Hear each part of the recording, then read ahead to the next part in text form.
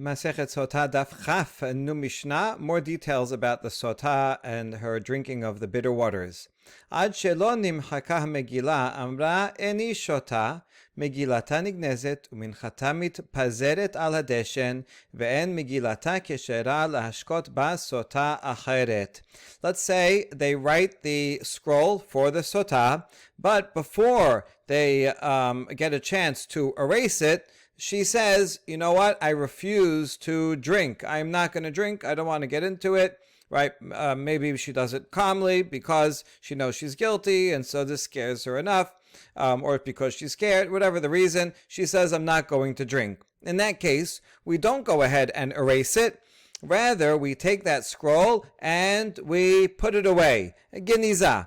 Right, you can't throw it away because it's holy writing, but you also can't use it again because a Megillah that you wrote for one woman is not permitted to use for another woman. All right, according to this, the Megillah has to be written lishma for the sake of this particular person. So therefore, you can't throw it away, but you also can't use it again. So therefore, you put it away in the genizah. And also, the mincha offering that was already made holy because this barley was put into a holy vessel. So since it's now holy, you can't just take it home. You also can't continue and offer it because now we stopped the ceremony short. And so there's no point in bringing this korban mincha. So instead, we burn it and scatter it over the dish and the ashes in the Bet HaMikdash. There were a couple of places where they would put the leftover ashes, and they would burn other korbanot that became pasul, that they couldn't go through with it, but were holy. They would burn them in those places. And so this korban mincha also is burnt and scattered over the ash pile. Now, next case is Nimchaka Megillah v'amra teme'a ani hamayim nishpachin uminchata mitpazeret al bet hadeshen. Nimchaka Megillah v'amra eni shota me'arerin ota u'mashkin ota be'al korcha. The second case is we already erased the Megillah, and then she says, you know what, I admit that I'm guilty. So now you're not going to go on and make her drink, because she already admitted her guilt. There's no point in testing her when she already admitted. So in that case, the bitter waters that already are prepared and have the ink in them, they are thrown away because now there's no need to use them for this woman, and you can't use them for any other woman. And the mincha also, again here, is scattered over the ashes because we're not going to need this korban mincha anymore. The scroll is already erased, so that's why we don't talk about the scroll. The third case is that the scroll was erased, but she says here, not I am tameh, but I refuse to drink. So at this point, we force her to drink even against her will. Right? We already erase the scroll, and we don't want to erase Hashem's name for naught. And in this case, assuming that she is just fearful, and that's why she says, I don't want to drink, but actually probably she is innocent, and therefore we convince her to drink, force her to drink, and then hopefully she will be innocent and nothing will happen, so it actually will end up being for her benefit. Okay, and since we're forcing her to drink, the Korban Mincha goes ahead. So the korban mincha is valid. All right. Ena maspeket lishtot ad shepaneh morikot ve'eneh boltot v'hi mitpalet gidin ve'hem omrim osiuha shelo tetameh ha'azara. Now, as she is drinking, she would barely manage to finish the drink. Yerushalmi explains that this can't be literal because she actually does have to drink the entirety of it in order for it to be effective. But the Mishnah just saying, like, barely finishes. It wants to emphasize that the effect will take place immediately. So she just finishes drinking and her face turns either green, it could also mean like yellow, and her eyes bulge, her skin, the veins protrude, and then they say, take her out of the courtyard. This whole time she's doing the ceremony, she's drinking right in front of the Nicanor gates, right in the women's courtyard. And so they say, take her out so she doesn't make the courtyard tameh. If she blows up and dies there, right, we're concerned about her too, but also concerned that there should not be tum'ah in the Bet HaMikdash. Im yesh la zechut hayta tola la. Yesh zechut tola shana achat. Yesh zechut tola shete shanim. Yesh zechut tola shalosh shanim. Even though we just said it takes effect immediately, it doesn't necessarily take immediately. If she has merit, right, this woman, even if she was guilty and not faithful, but she also did many good things. She helped many people. She did many mitzvot. So that merit can push off, delay the punishment, sometimes for 1 year, or sometimes for 2 years, or even for up to 3 years. And the effect will only occur later on. Such that just because she doesn't have the effect right away, she can't think, oh, I must have, I got away with a crime. But rather, she has to worry that it'll happen later.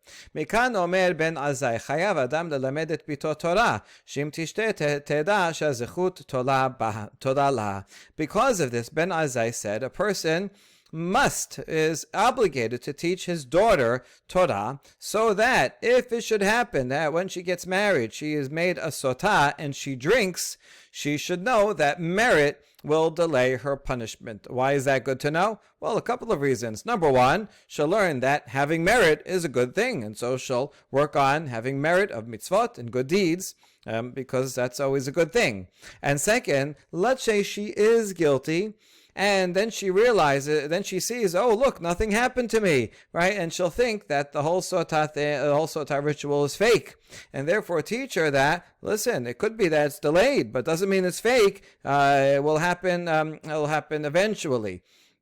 And so that she doesn't think wrongly of the Sotah, so she should learn Torah, so that she knows these laws. This will benefit her. Rabbi Eliezer Omer Kol HaMelamed Bito Torah Lomda Tiflut. Even though in the printed edition it says Keilu, but the Keilu can't be here because the Gemara is actually going to ask about this. What do you mean? It's actually like Tiflut, and the Gemara adds in as an interpretation Keilu.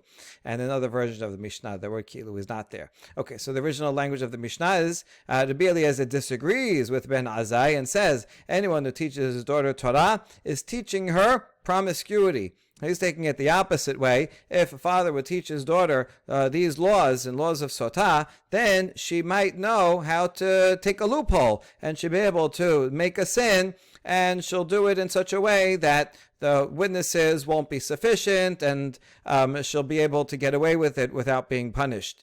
And therefore, we don't want to teach her this, because then she will use it for her advantage, and she will end up doing promiscuity. Rabbi Yoshua Omer Osa isha bekav tiflut metisha kabin uperishut. Now that we mentioned tiflut, promiscuity, Rabbi Yoshua says that's the nature of women, that she would rather have a kav of food, meaning a small amount of food, but have tiflut and have relations, rather than have a lot of food and abstinence. For example, a woman would rather have a husband who lives at home and that she can be with regularly, even if they have to live in relative poverty, rather than a husband who goes away for months at a time. He's a merchant who goes away for a long time, and even if she can live a luxurious life, but she only is with her husband once every few months, so she would rather be with her husband more. That's a nice way of interpreting Rabbi Yoshua. Okay, Hu haya omer chasid shoteh ve'rasha arum ve'isha perusha umakot perushin hare elu mevale olam. Rabbi Yoshua said yet another thing that seems opposite of the first one, but we'll explain it. A chasid shoteh. The Gemara will give examples of all these things, but a chasid shoteh, for example, is someone who's so pious, but pious in a foolish way. Like if he sees a woman drowning, he won't help her out because it's not sanua to look upon her and to let her drown, right? That's not really being pious. Or an evil person who is very conniving, and he looks like he's not doing anything wrong, but really he uses his intelligence to do more evil. And a woman who is abstinent, that looks like it will be a good thing. It's the opposite of tiflut. So wouldn't it be good if she's abstinent? Rather, is talking about too abstinent, that she's like so pious that, let's say, she fasts all the time, and such that she has no energy to do anything for her family. Right, so too abstinent, or abstinent in a hypocritical way. She looks like she's very pious and modest, but really her hidden actions are not so. And the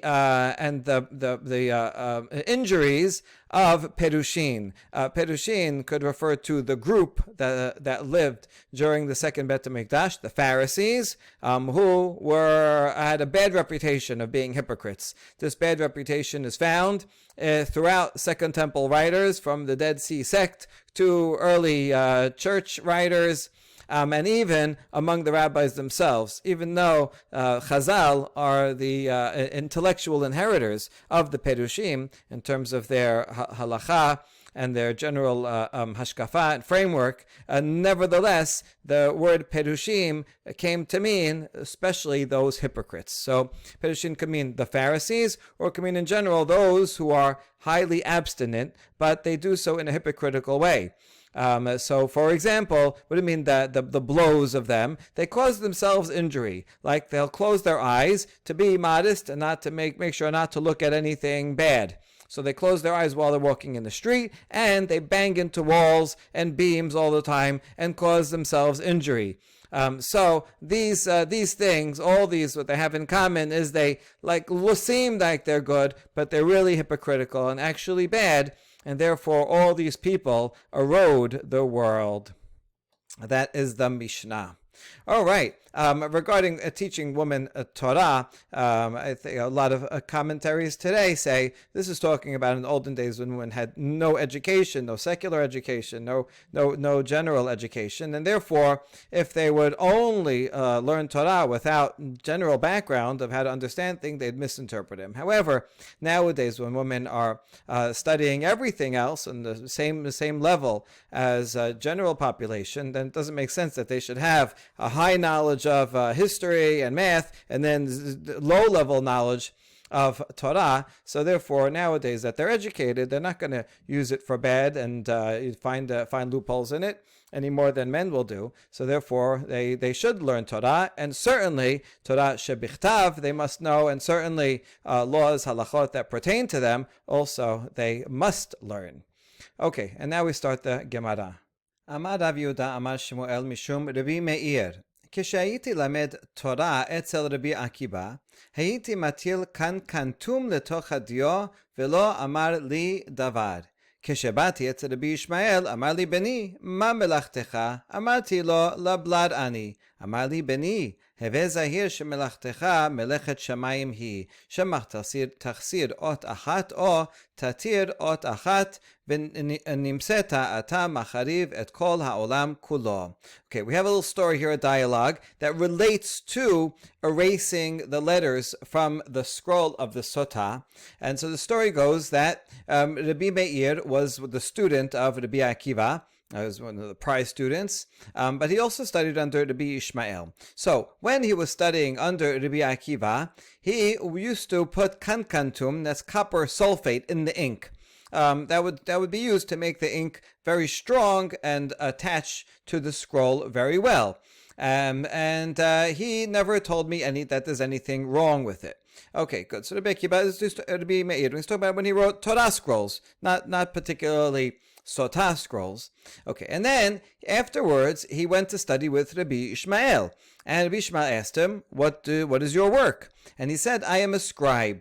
And Rabbi Ishmael said, "My son, be very careful, because the work that you do is the work of heaven, and you have to be careful because if you skip one letter or add an extra letter, you can destroy the whole world."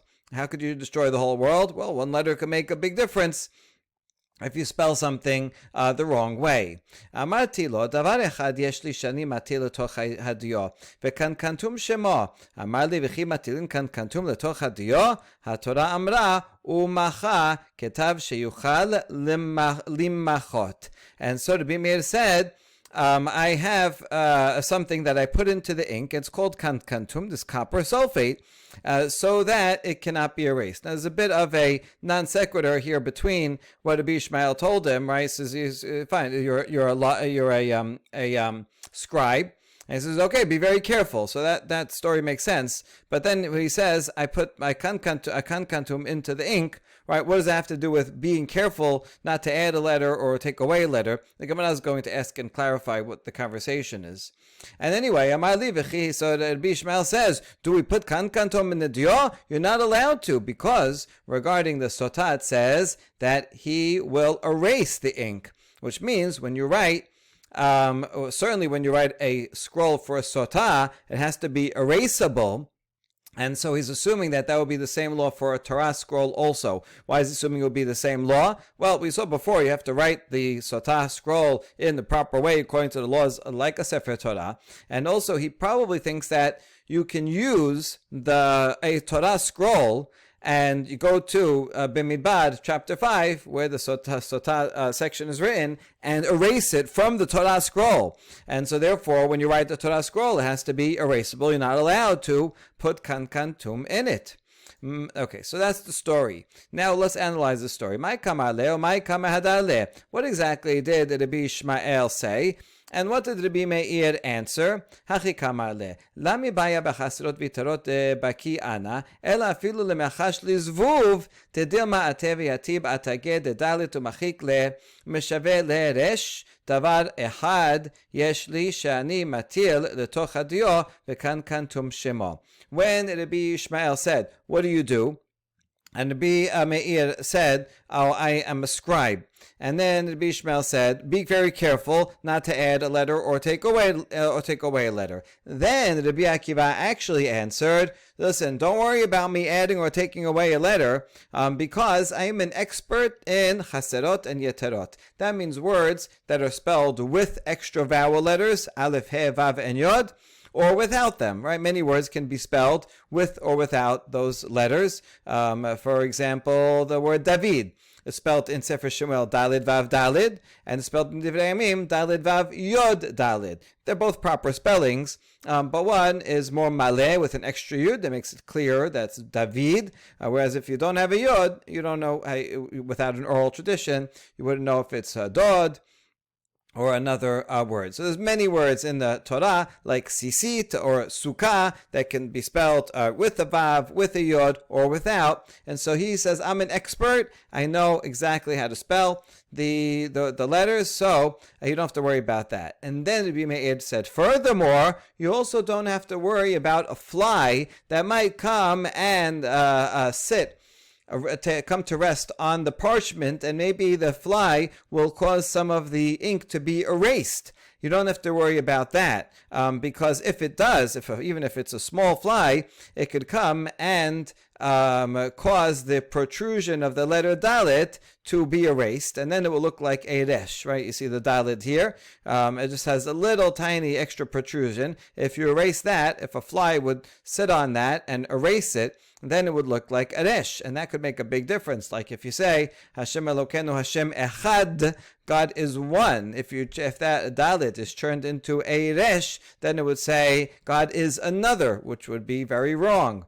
So how does he do that to make sure? Oh, well, I have this kankantom, and that makes the ink very strong, and I put that in, and that way it can't be erased. Okay, so this explains the non sequitur, how Rabbi Meir got to talking about that he puts kankantum. And then Rabbi Ishmael says, no, you're not allowed to do that. Okay, so we have this interesting, even though Rabbi Akiva it didn't say anything about it. Rabbi Akiva apparently had no problem with it, but Rabbi Ishmael did have a problem with it. That's one version of the story. But now another Braita has an opposing version of the same story. Ini, Havehatanya Rabbi Meir, Keshiti Lamed Torah Etzel Rabbi Ishmael, Hayiti Matil Kankantum Letoch Hadio. Velo Amar Li Davar, Shabati El Rabbi Akiva, Aserah Alai. In this version, Rabbi Meir first went to study with Rabbi Ishmael, and he would put this kankantom in his ink and in front of Rabbi Ishmael, and Rabbi Ishmael never objected. Apparently he was fine with it. And it's only when he went to study with Rabbi Akiva, second, then Rabbi Akiva said, no, you're not allowed to do that. It has to be erasable in a Sefer Torah. So now we have a contradiction between two versions of the story. Kashya shimush ashimush, kashya asaraha asaraha. Number one, two contradictions. Number one, well, who did he study with first? In the first version, he started with Rabbi Akiva first. In the second story, he started with Rabbi Ishmael first. And second of all, who's the one that prohibited it? In the first story, it was Rabbi Akiva that said it's no, Rabbi Ishmael said it was no good. In the second story, it was Rabbi Akiva who said it was no good. Well, we can answer only one of these contradictions. Bishlam hashimush hashimush lakashya. Meikarata lekamed Rabbi Akiva. Kevan de lamase kam alibeh. אתה לקמד רבי ישמעאל וגמר גמרא. הדר, אתה לקמד רבי עקיבא סבר סברה. In fact, he went back and forth.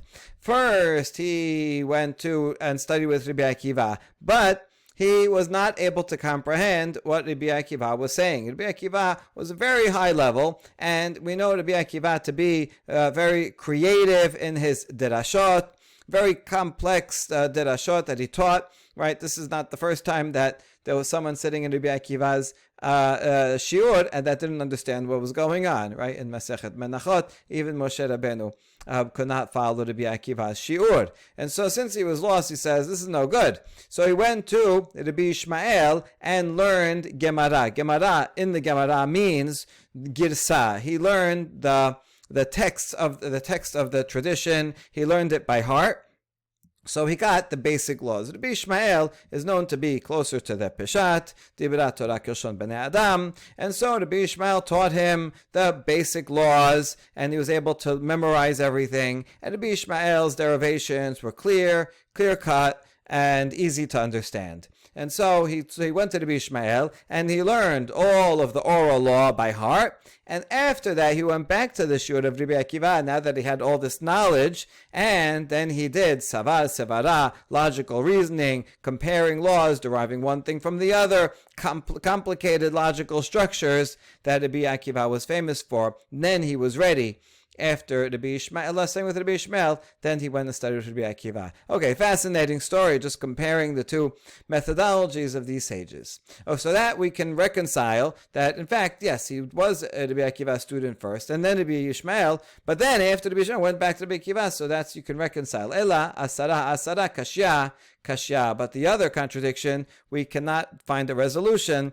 We're not sure, was it Rabbi Ishmael or Rabbi Akiva in the second story that said that you're not allowed to put the copper sulfate, kankantum, in the ink. Okay, but now following up on this discussion of how if the erasing of the ink, Tanya Rabbi Yehuda Omer haya Rabbi Meir lakol matilin kankantum letoch dio chutz miparashat Sotah bilvad. We have a machloket between two Tanaim about what Rabbi Meir's final halacha was.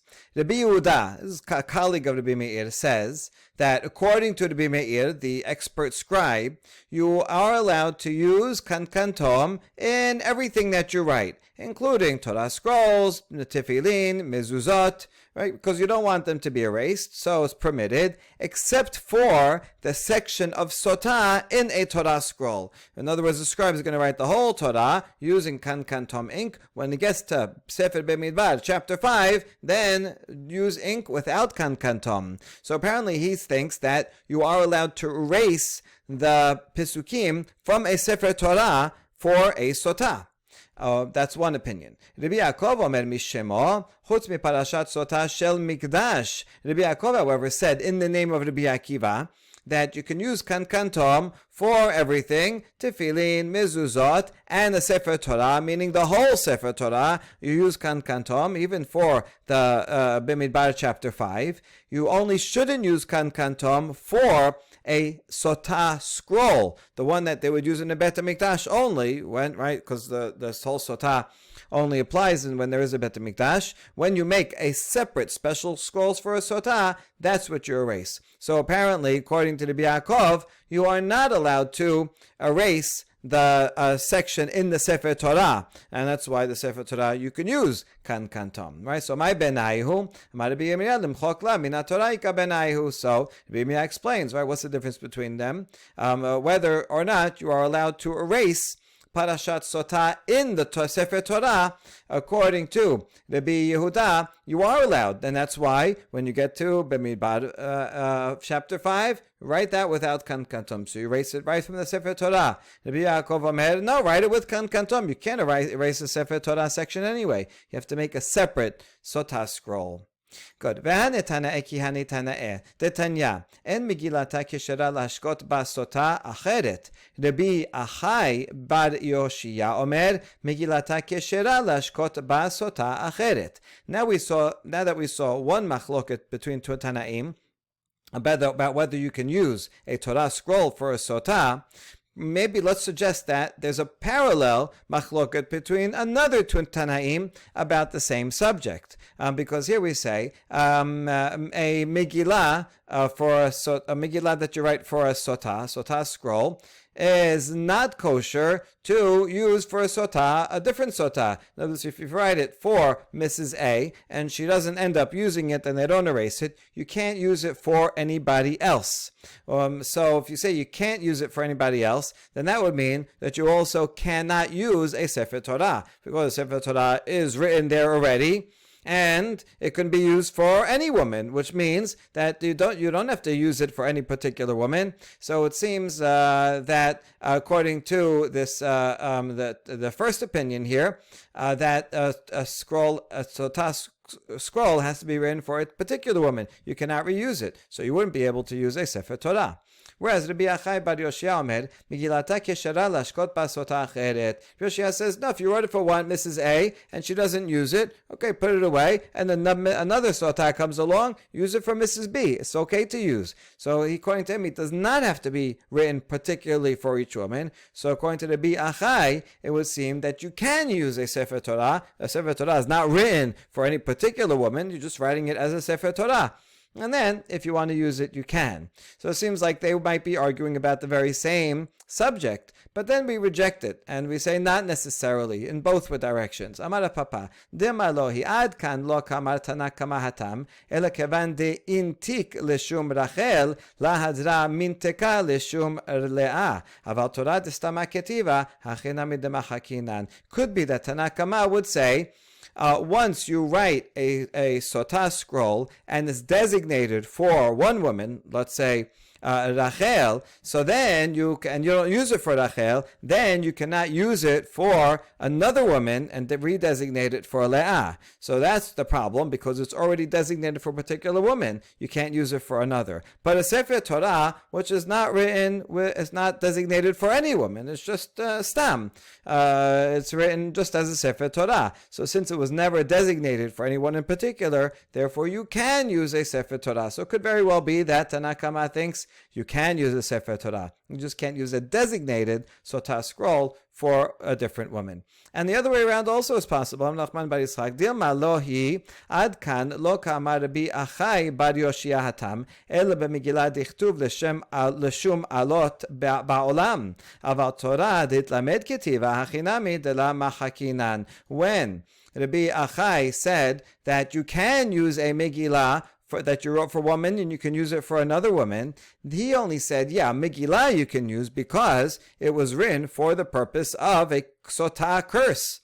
And so it doesn't matter. You can use it for one woman. You wrote it for a sotah. You can use it for a second sotah woman. But a Sefer Torah is written to read, to study, to learn from it. It's not written for a curse, and therefore you cannot use a Sefer Torah not for any woman. And so it's this. Therefore, in both ways, the second machloket may be very well independent of the machloket about the previous machloket about whether you can use a Sefer Torah for a sotah. ורבי אחי בר יושייה לית כתב לגרש את אשתו ונמלך מסעו בן עירו ואמר לו שמי כשמך ושם אשתי כשם אשתך פסול לגרש בו. רבי אחי, right, the second opinion in this here that says you can use a Megillat Sotah that was written for one woman and designated, and she doesn't use it, you can use it for another woman. It does not have to be written Lishma. Rabbi Achai says that, but wouldn't he agree regarding a divorce paper, a get, that let's say you have Reuben and Rachel. And this is a couple, and they want to get divorced, and Reuben writes a get. It says Reuben is giving this get to Rachel, has their names. But then they change their mind, they go to therapy, they reconcile, and he doesn't give the get. But he has it there in the drawer. And then another person in the same city, because in the get you have to write the names, you have to write the city. So another person who lives in the same city with the same name, he's also Reuben. He's also married to a woman named Rachel, with the same names of their parents and everything else that you write in the ketubah, in a get. And he says, listen, my name is the same as your name. Your wife's name is the same as mine. You mind if I use it? Otherwise, I could save money on paying a scribe to write a whole new get for me. So is that permitted? They say, no, it's not permitted. And so you see that for a get, even if it's the same name, you can't use a get for a different purpose. A get has to be lishma. So wouldn't you agree with that law? And therefore, shouldn't you just say the same thing regarding a Megillat Sotah? Megillat Sotah doesn't have anybody's name in it, but still, if I wrote it for Rachel, then I can't use it for Leah. Rabbi Achai, how come you say it's permitted?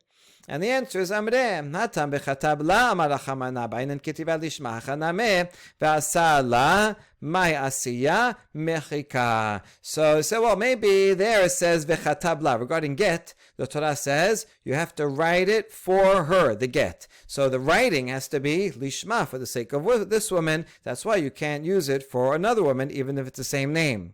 Wait a second, but regarding Sotah, it also says ve'asa la. The Kohen has to make it for her, right? Has to do the ceremony for her. Sounds like lishma for this particular woman. And we explain when it says make it, right? Do the ceremony. What's the essential part of the ceremony? It's the erasing, not the writing. Unlike a get, where the writing of it is an essential part. Regarding the Sotah, you write it. According to Rabbi Achai, you can write it with, it doesn't matter who you have in mind, and even if you didn't use it for Rachel, and Leah comes along, since as long as you're erasing it for the sake of this woman, that's permitted. What you couldn't do is, if you erased it for Rachel and then she ended up admitting that she's guilty and she didn't drink it, after that, you can't use that for another woman, because the erasing has to be lishma, but the writing for a Sotah scroll does not have to be lishma, and that's why you can reuse it. Okay, now the Mishnah went on. It says, "Enah misapeket lishtot ad shepaneha." So regarding that, she drinks it, and as soon as she finishes drinking it already, immediately her eyes start bulging and you see all the consequences. Now we ask, Maneh, who is the author of this Mishnah? Rabbi Shimon damar makrivet minchata v'achar kach mashka. It has to be Rabbi Shimon, who says that first she brings a korban mincha, and then she brings, and then she drinks, so that the drinking is the last thing she did. She already did all the requirements. In other words, in order for the curse to take effect, both of these things have to be done, the mincha and the drinking. So if you say that it takes effect immediately after the drinking, we have to assume that she did the mincha already, which was Rabbi Shimon's opinion.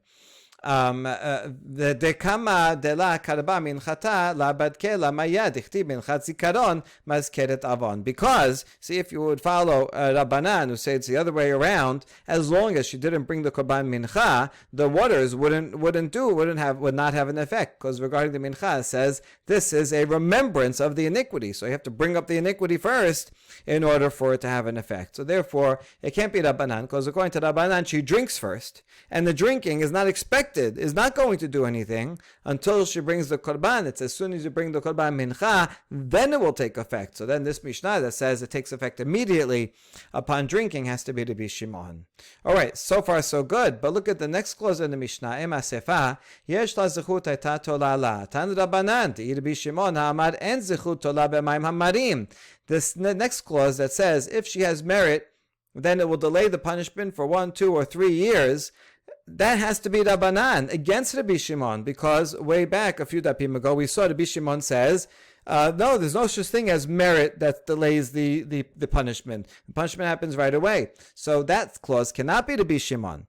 So how can we reconcile it? The first clause is Rabbi Shimon, the second one is not Rabbi Shimon. Amar Rav Chisda hamaneh Rabbi Akiva hi damar makriv et minchata v'achar kach mashka u'bizchut sabar la k'Rabbanan. In fact, Our entire Mishnah is the opinion of Rabbi Akiva. Rabbi Akiva was actually the teacher of Rabbi Shimon. This is Rabbi Shimon Bar Yochai. Stam Rabbi Shimon Bar Yochai.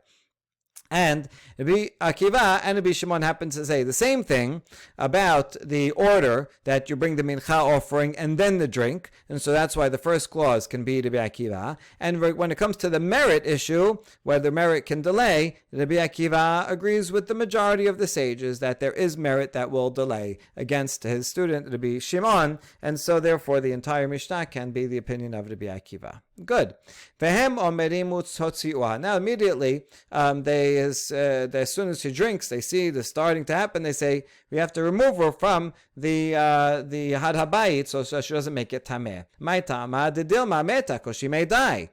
Now we ask, Limimra demet asur b'machane leviyah. So you're telling me that tumat met is prohibited from the Levitical camp when they were camping in the desert, right? You had the middle camp where the Aron was. That was equivalent to the camp of the Kohanim. That would be equivalent to the Hechal and the Kodesh and the Kodesh Kodashim in the Bet HaMikdash. Whereas outside that, the outside camp where the Shevatim there, that was Machane Israel, that would be equivalent to Jerusalem. But the one in the middle, where Moshe was and the Leviim were, or surrounding the middle part of the camp, surrounding the Adon, that was the Levite camp, and the equivalent of that in the Bet HaMikdash was Had Habayit, right? The entire flat surface on top of the Temple Mount, and that included the women's section in the Bet HaMikdash. The women's section didn't mean only women went there. It means that women weren't allowed past that. As you remember that the Sotah stood at the Nicanor gate. The Nicanor gate was what separated the Ezrat Nashim from the Kodesh inside it. So she wasn't allowed in the Kodesh. That would be the Machane of Kohanim. She was in Machane Leviyah. So the entire Temple Mount, including the courtyard where the Sotah was, are called Machane Leviyah. And we see in the following Braita that Tumat Met is permitted in that area. V'atanya Tumei Met mutar likanes lemachane Leviyah ve'lo Tumei Met bilvad amru ela afilu met asmo shneimar v'yikach Moshe et asmot Yosef imo b'mechisato. We learn that a Tamei Met, a person who came into contact with a dead body, is permitted to go to that section. That's why today, according to many poskim, a person nowadays, even though we're all Tamei Lamet, one is permitted to go on to Har HaBayit, not where the Kodesh was, where the Hechal was, or where the Mizbeach was. All that is Machane Kehuna. Not allowed to go there as Tamei Met. But on Har HaBayit, the outskirts of Har HaBayit, even someone who is Tameh Met is permitted to go. You just can't be Tameh other types of Tumat Sheres, Tumat Keri, so that's why we go to the Mikveh beforehand. So not only is someone who is Tameh Met allowed to go into Machane Leviyah, even a dead body itself can be brought there. How do we know? Because when they were traveling in the desert, Moshe took the bones of Yosef with him.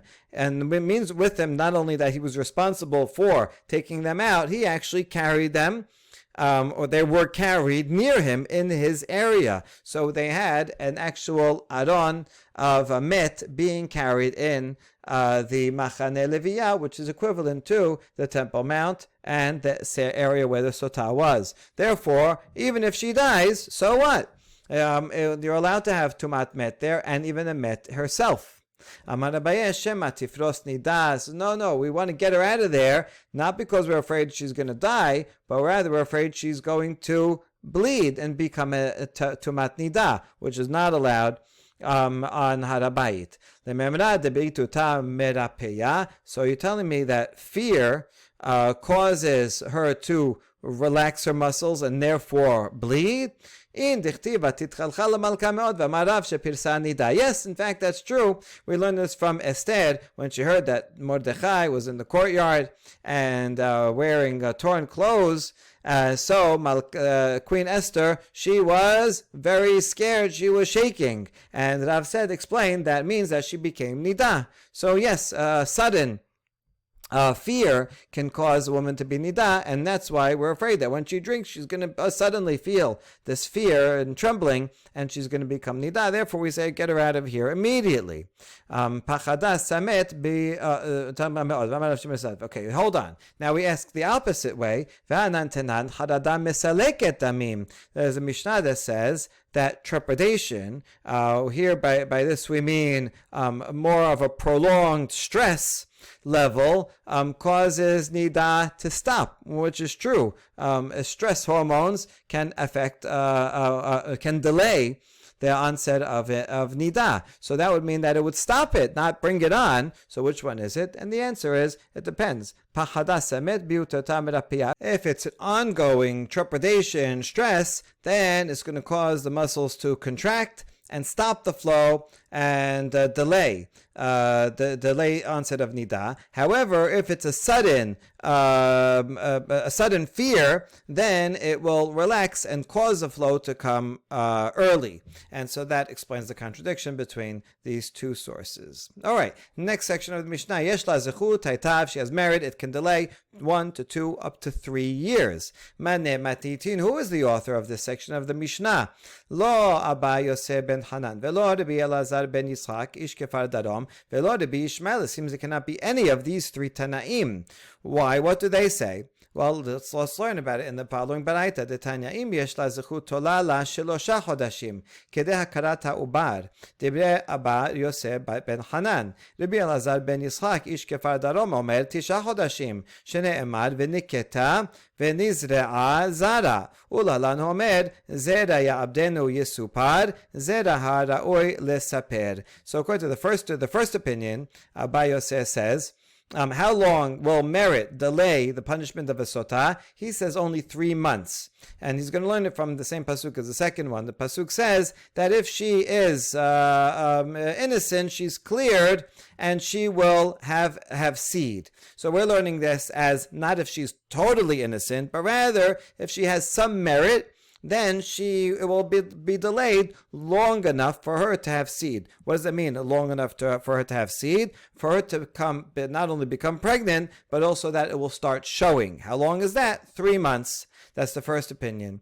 Rabbi Elazar says, no, from the same pasuk that she will have seed, but not just that show pregnancy, but rather actually give birth, which would be 9 months. How do you know? Because it says Zerah here, and it says Zerah in a different pasuk in Tehillim, where it says, where it's talking about seed shall serve him, it shall be told about Hashem to a next generation. So it has to be a child who's born, and therefore, well, child himself can't talk, but a baby, but eventually the child will grow up, the baby will grow up and be able to talk.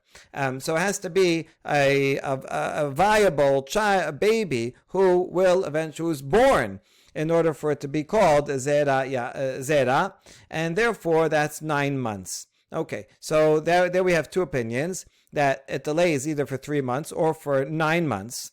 And then Rabbi Ishmael is the longest. Rabbi Ishmael omer shenem asar chodesh, 1 year. ואף על פי שאין ראיה לדבר זכר לדבר, תכתיב להן מלכה מלכי ישפר עלייך וחטאייך בסתקה פירוק ואהבתייך במיחן עניין. And so Rabbi Ishmael says 1 year, which is the max, which is not enough for the Bina Mishnah, because the Mishnah says 2 or 3 years.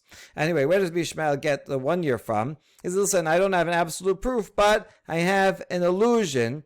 When Nebuchadnezzar saw a disturbing dream, Daniel explained to him that this is a bad dream. It's going to cause Nebuchadnezzar is going to see his downfall. And then he says to the Malka, well, listen to my advice, and you can redeem your sins with charity, and if you give to the poor, then you will your iniquities will be delayed. If you show mercy to the poor, you can redeem yourself. In other words, you can buy yourself time, at least. Destruction still will come, but you can buy time. And there'll be an extension to your tranquility, right? If you do these good deeds. And it says in the very next pasuk, Uchtiv kol ha'meta al Nebuchadnezzar malka, Uchtiv liksat yarchin tere asar. Right, the things actually came upon Nebuchadnezzar, all the bad things happened, but when? after 12 months. So Rabbi Ishmael says, you see from here that if someone is deserving of punishment, which Nebuchadnezzar was, it was already decreed upon him, but if that person has a lot of merit, they can delay the punishment up to 12 months. And therefore, what we learn from Nebuchadnezzar, we will apply also to Sotah, that even if she's guilty, she can delay only up to 12 months, but not more. So, back to the question, who was the author of the Mishnah that says 2 or 3 years? And the answer is, it is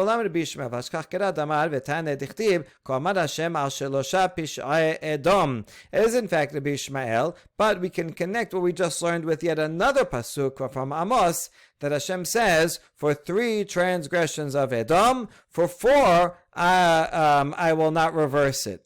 Which means, for the 4th one, you're out. There's no possibility of extension. But for 3, there is. Right? So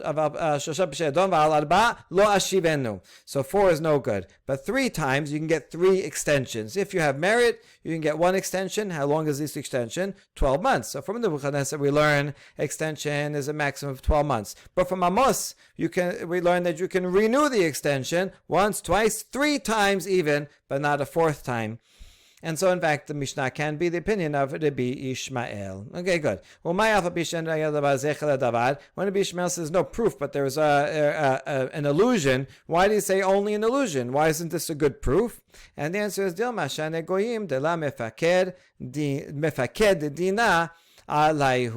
because you might think that for non-Jews it's different, but that swift judgment is not administered upon them as readily. You think that would be a good thing, but it's actually a negative thing. Hashem allows someone like Nebuchadnezzar to continue sinning even more, right? Gives them more leeway so that he can add more punishment to them. So I might think, for a non-Jew, like an evil person like Nebuchadnezzar, he has 12 months. But for a Jew, where Hashem wants to give him a quick reminder, a smaller punishment to stop them, will not delay so long and will delay less. So since I might have thought that there is a reason to distinguish between the Sotah and the Nebuchadnezzar, that's why it's only an illusion. Although in fact he is learning one from the other, and so therefore just like the illusion is that just like Nebuchadnezzar gets a leeway of 12 months, so to a Sotah 12 months, and it's renewable up to 3 times, and therefore this Mishnah can be the opinion of Rabbi Ishmael. Baruch Adonai Le'olam. Amen ve'amen.